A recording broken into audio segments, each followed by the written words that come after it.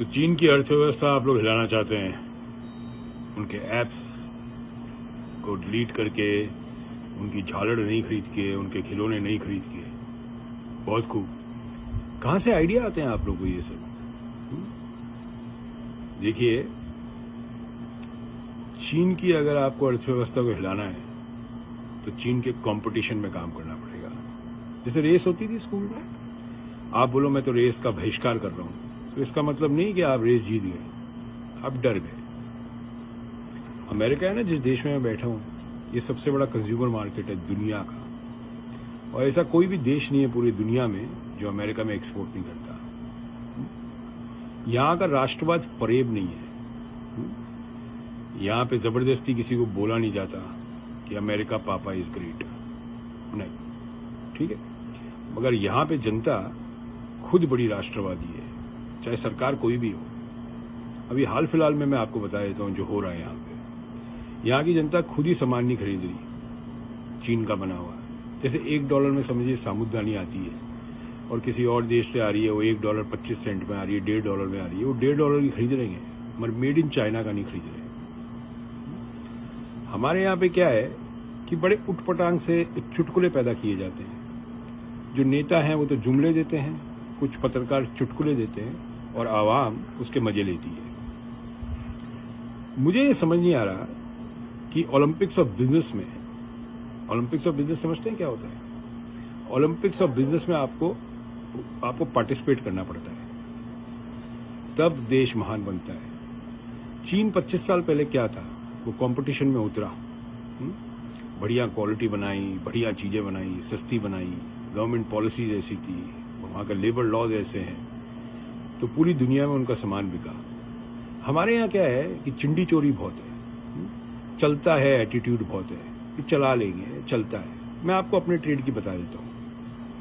हमारे ट्रेड में एक तरह का आभूषण बनता है जिसको बोलते हैं कुंदन का काम होता है। वो पहले बीकानेर में हुआ करता था किसी जमाने में, और ये जो आए थे मुगल एम्परर्स, ये उनकी ज्वेलरी थी, वो छोड़ के गए अपनी विरासत यहाँ पे। कुंदन मीने की जवाहरात, किसी भी झोरी से पूछेगा। आपको पता है कुंदन मीने की जो ज्वेलरी चाइना बनाने लग गया था, और इंडिया के जो ज्वेलर बैठे थे आउट ऑफ मार्केट हो गए थे। हमारे ट्रेड में ऐसा कोई पत्थर नहीं है जो चाइना नहीं बनाता।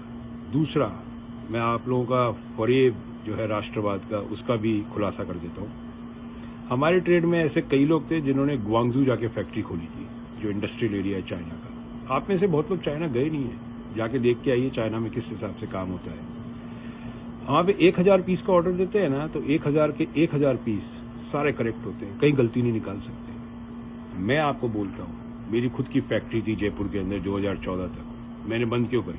बिजली नहीं आती थी 8 घंटा। एक्सपोर्ट लगाते थे, जो वहाँ पे अप्रेजर होता था, उसको हर एक इनवॉइस पे पैसा खिलाना पड़ता था। ये चिंडी चोर जहाँ बैठे थे सब जगह। फिर कोई भी त्योहार आ जाए तो कभी डाकिया आ जाएगा, कभी कोई आ जाएगा, साहब दिवाली की मिठाई दे दो, दिवाली का ये दे दो। ये सब चाइना में नहीं होता है। चाइना में वर्क एथिक्स बहुत स्ट्रांग है, बहुत स्ट्रांग वर्क एथिक्स है। इसलिए चाइना दुनिया में कंज्यूमर मार्केट में नंबर 1 था। यहां तक कि अमेरिका का कंज्यूमर मार्केट चाइना ने खत्म कर दिया था। अमेरिकन कंज्यूमर मार्केट जो था, यहाँ पे मैन्युफैक्चरिंग जो होती थी अमेरिका में, वो चाइना ने खत्म करी थी धीरे धीरे। बिकॉज कंपटीशन के अंदर वो अमेरिका से भी सस्ता सामान बनाने लग गया था, तो अमेरिकन चाइना का सामान खरीदने लग गए थे। और आप लोग बात करते हैं झालड़ से आप चीन की अर्थव्यवस्था हिला देंगे। उनके ऐप्स जो हैं, जिसपे आजकल जितने बेरोजगार लोग हैं जो कि टिकटॉक पे अपना काम करते रहते हैं, वो टिकटॉक को आप लोग डिलीट करना चाहते हैं, जिससे चीन की अर्थव्यवस्था हिल जाए।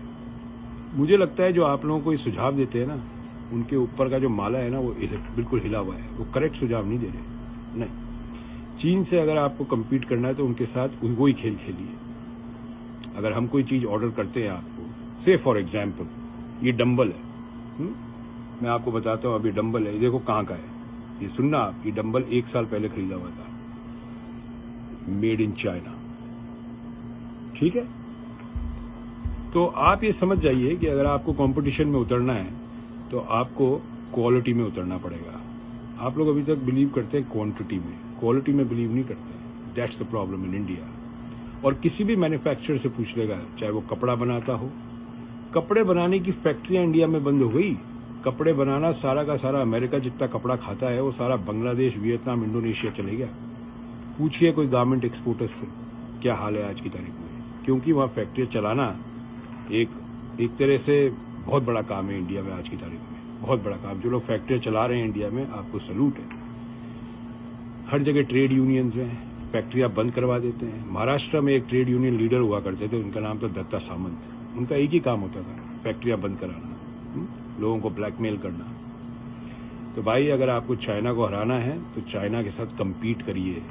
उनके माल को बैन करके आप कुछ नहीं कर सकते, कोई अर्थव्यवस्था नहीं हिला सकते चाइना की। और आपको क्या लगता है कि सिर्फ आप ही चाइना का सामान खरीदते हैं और दुनिया में कोई नहीं खरीदता? आपने बैन कर दिया तो चाइना की अर्थव्यवस्था हिल जाएगी।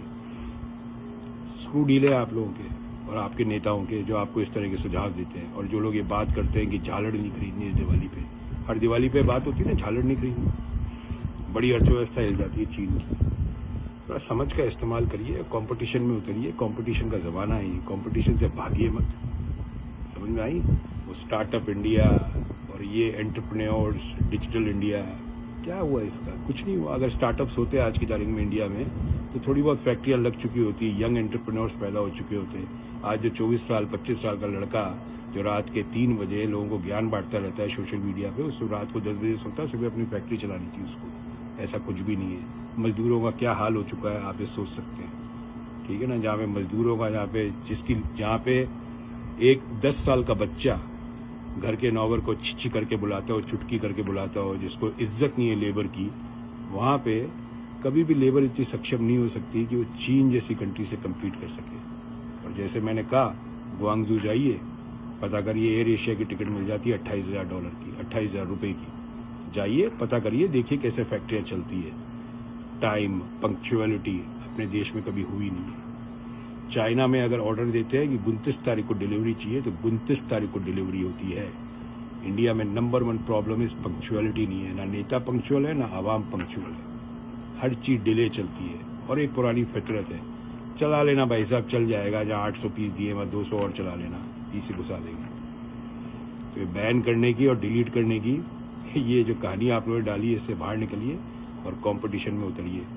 इतनी बड़ी आईटी इंडस्ट्री है, खुद के ऐप नहीं बना सकते आप, खुद का फेसबुक नहीं बना सकते, खुद का ट्विटर नहीं बना सकते। और गजब की बात यह है, ट्विटर कंपनी में और फेसबुक में सबसे ज़्यादा आज की तारीख में इंडियंस काम कर रहे हैं अमेरिका में। और इंडिया में बैठ के वो लोग ट्विटर और फेसबुक जैसी चीज़ नहीं बना पा रहे। यहाँ तक कि जो आपकी एक कंपनी थी फ्लिपकार्ट, जो उसमें बंसल ब्रदर्स थे, वो भी अमेजोन में काम करते थे। वो यहाँ से सीख के आए जब उन्होंने फ्लिपकार्ट डाला था वहाँ पे। समझ आई आपको बात? इसके आगे कहानी क्या है? अभी भी अमेजोन इंडिया कंपटीशन दे रहा है। अमेजोन इंडिया ने कितनी कंपनियां खरीदी वहाँ पे, आप लोगों को पता भी नहीं है आज तक। कंपटीशन करिए, भागिए मत। जय हिंद, भारत माता की जय।